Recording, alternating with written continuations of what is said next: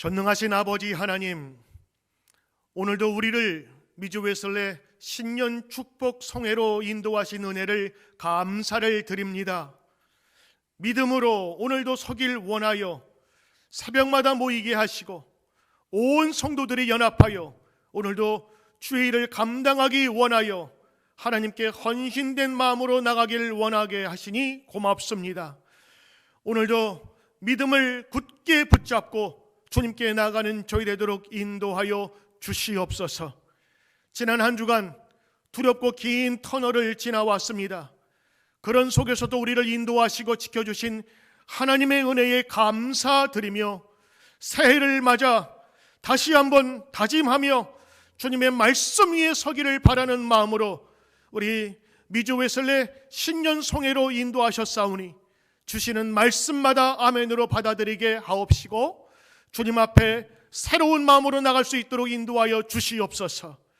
내가 이제 새 일을 행하리라 말씀하신 하나님의 분명한 약속을 붙잡아 흔들리지 않는 믿음 가운데 서도록 주님 축복하여 주시옵소서. 해야 할 일을 많으나 그러나 하나님이 동행하시고 인도하실 것을 굳게 믿으며 나아가도록 인도하여 주시옵소서. 한 사람 한 사람 주님께서 세우시고 헌신하여 다짐하는 귀한 교회와 성도 되도록 하나님 역사하여 주시옵소서. 오늘도 우리에게 허락하신 귀한 말씀 하나하나 새기며 다시 한번 다짐하는 시간 되도록 주님 역사하여 주옵소서. 한 해 2023년 우리에게 주셨사오니 감사와 기쁨으로 맞이하게 도와주시고 오직 성령에 의하여 성령과 함께 성령의 힘으로 할 수 있도록 역사하여 주시옵소서. 이제 말씀 선포됩니다. 준비하신 귀한 목사님의 말씀을 하나님께서 성령의 두루마리로 입혀주시고 말씀 전파될 때마다 우리에게 옥토에 뿌려진 씨앗이 되도록 역사하여 주시옵소서. 오늘도 시간마다 하나님 함께 하시고 이 새벽에 드리는 귀한 시간을 하나님 기억하여 주시고 각 교회와 각 성도들에게 하나님의 풍성한 은혜로 채워 주시옵소서.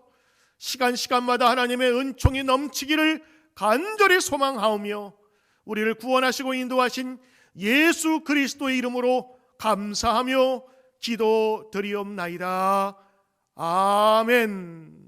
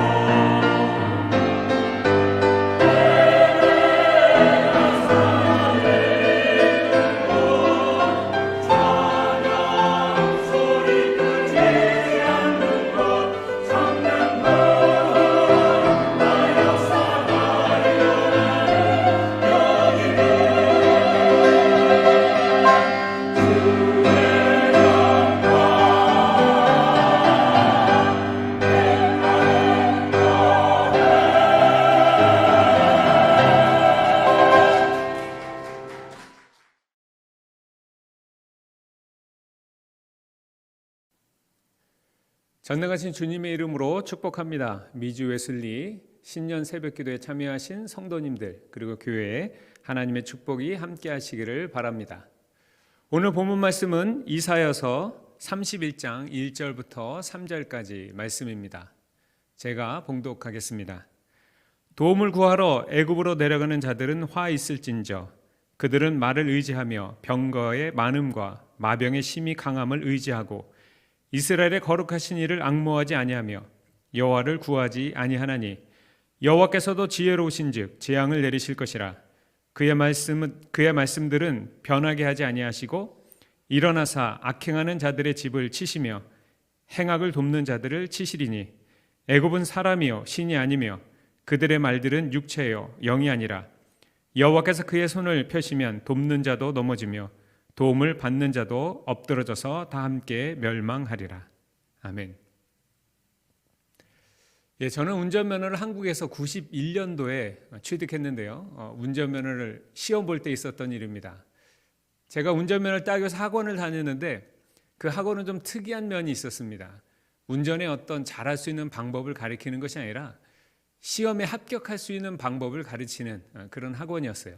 그래서 예전에 이렇게 코스 시험을 보는데 뭐 굴절도 있고 뭐 T자도 있고 S자도 있었지 않습니까? 근데 그것을 운전 기술을 가르치면서 자기가 어떤 감으로 운전을 하는 것이 아니라 차에 보면 특정 부분들이 있잖아요. 그래서 그 부분들과 그 코스를 위해서 그어놓은 선을 맞춰가면서 운전을 가르쳤습니다. 특별히 S자 코스 같은 경우는 차 앞에 보면 윈도우 브러시가 있잖아요.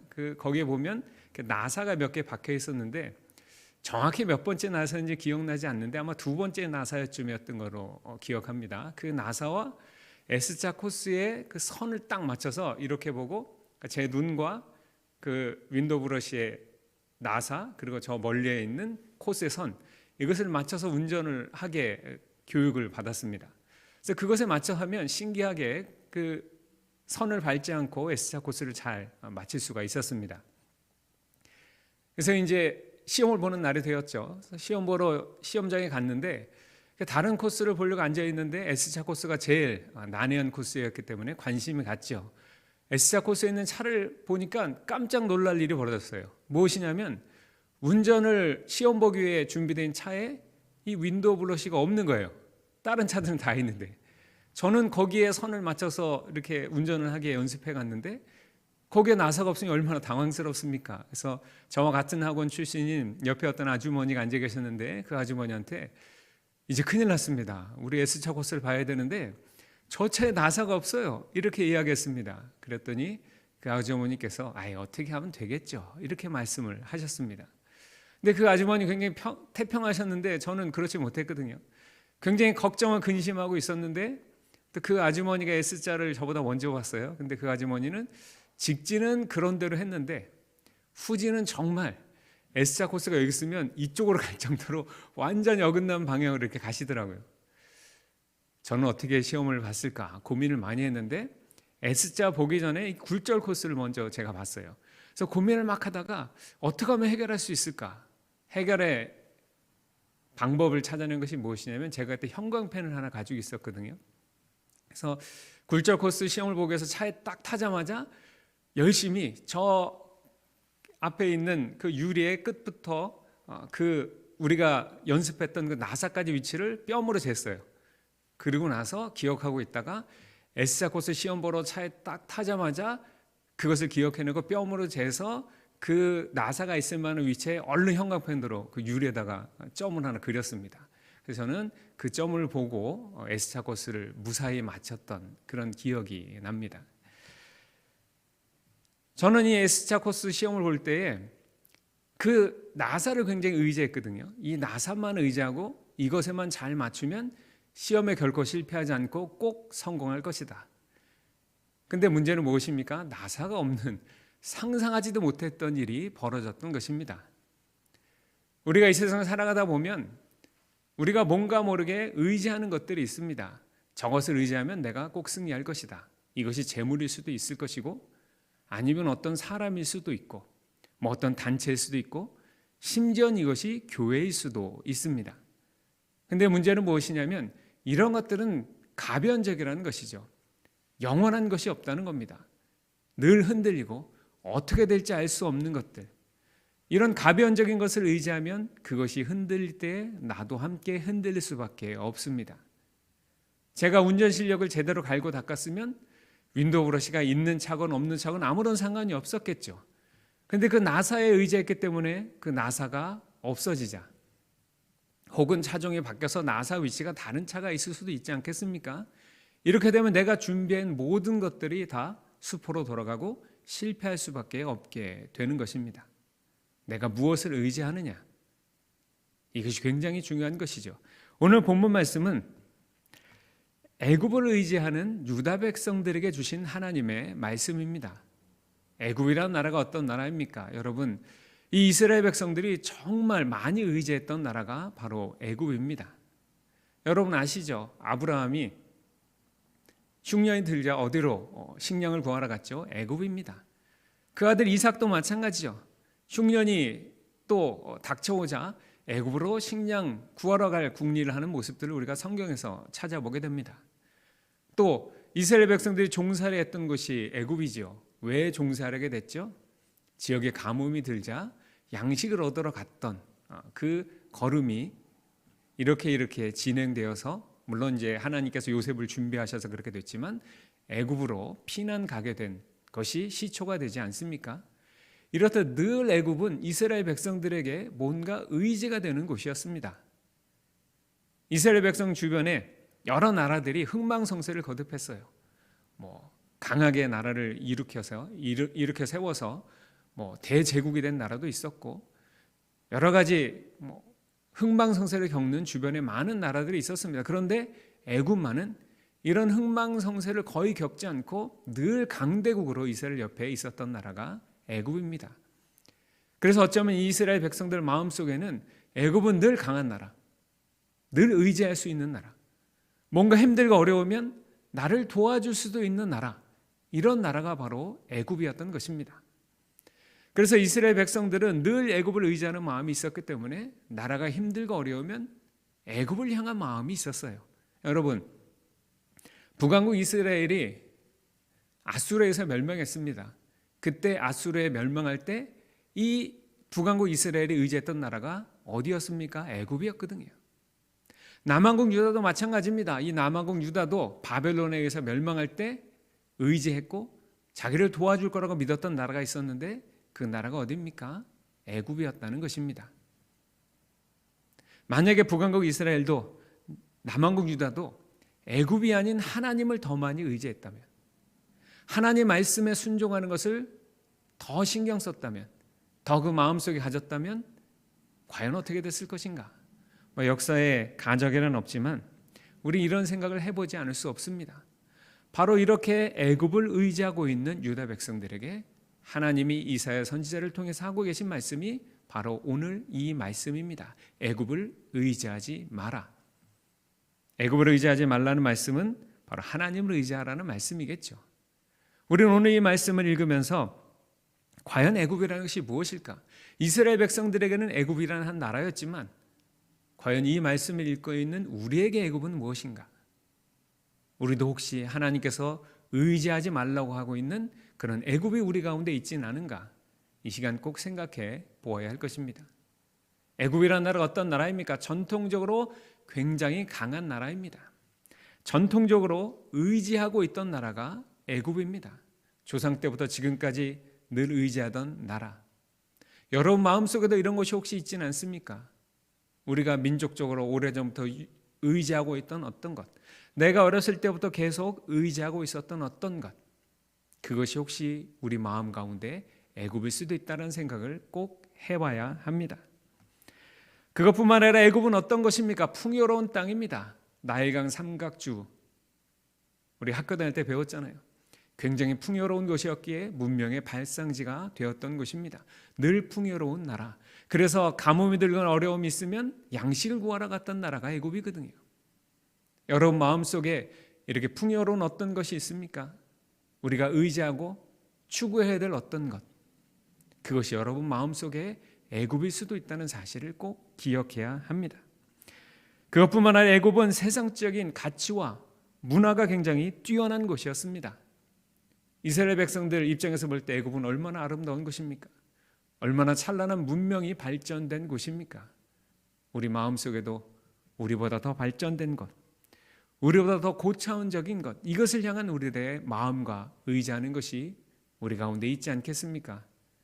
이런 것이 우리 마음의 애굽일 수 있습니다. 그런데 하나님은 이렇게 말씀하십니다. 애굽을 의지하지 마라. 애굽은 사람일 뿐이다. 하나님이 아니라는 것이죠. 왜 굳이 하나님께서는 애굽을 사람이라고 이렇게 말씀하고 계실까요? 왜냐하면 이스라엘 백성들 마음속에 애굽을 의지하는 마음이 사람을 의지하는 것보다 더 넘어서 있었기 때문에 이런 경고를 하고 계신 것입니다. 마치 그들의 마음속에는 애굽을 신처럼 여기는 마음이 있었던 겁니다. 그냥 인간을 의지하는 것을 넘어서서 훨씬 더 의지하는 마음이 그들에게 있었던 것입니다. 그래서 애굽을 의지하는 마음이 하나님을 의지하는 마음보다 더 커져가는 그런 모습들이 이스라엘 백성들에게 있었던 것입니다. 그래서 하나님은 그들에게 분명히 환기시켜주고 계십니다. 애굽은 사람이다. 애굽이 사람이기 때문에 애굽이 아닌 나를 의지해라. 이런 말씀을 하나님께서 하고 계신 것입니다. 우리에게 어떤 애굽이 있습니까? 하나님의 도우심은 눈으로 보이지 않게 기약할 수 없지만 어떤 사람의 도움은, 어떤 물질의 도움은 눈에 분명히 보이는 것처럼 내게 도움이 되는 것으로 여겨질 수도 있습니다.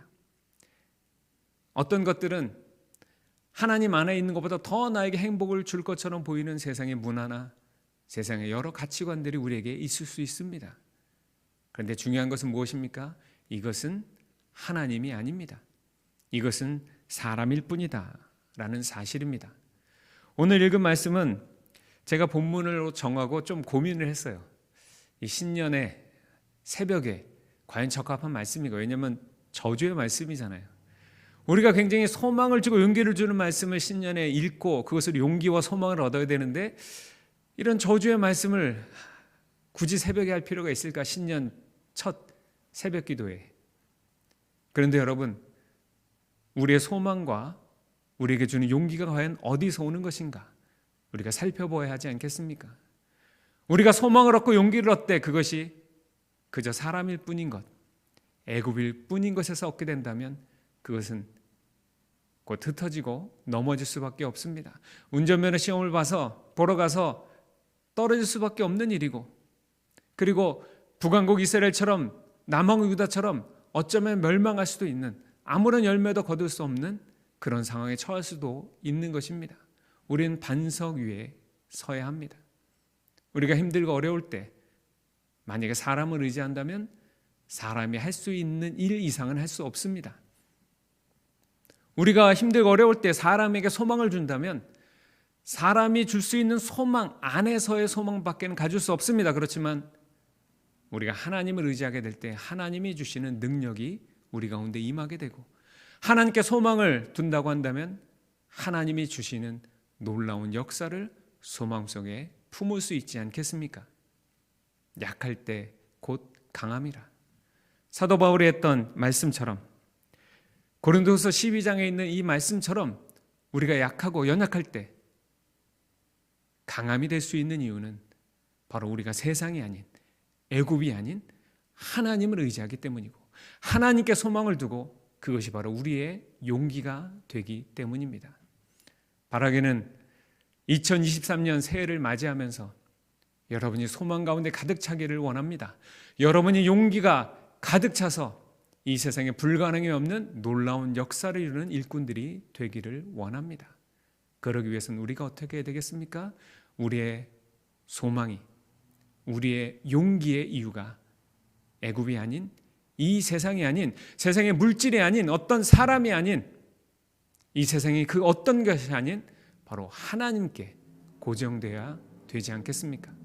애굽을 의지하지 마라. 이 말씀은 애굽이 아닌 하나님을 의지하라 라는 말씀으로 우리가 받아들이시면서 말씀 가운데 소망을 두시고 하나님 안에서 승리하시는 여러분 되시기를 주님의 이름으로 축원을 드립니다. 사랑이 많으신 하나님 감사합니다. 이 세상을 살아가면서 곧 없어질, 늘 흔들고 요동치는 세상을 의지하는 것이 아니라 반석이 되신 하나님, 어떤 상황에서도 결코 흔들리지 않으시고 우리를 인도하시는 그 하나님께 소망을 두고 하나님을 의지함으로 주님께 주신 놀라운 역사를 이루는 하나님의 거룩한 백성이 되게 하여 주시옵소서. 2023년에 주의 놀라운 역사를 이루는 기적이 저희들 가운데 일어나게 하여 주시옵소서. 예수님의 이름으로 기도하옵나이다. 아멘.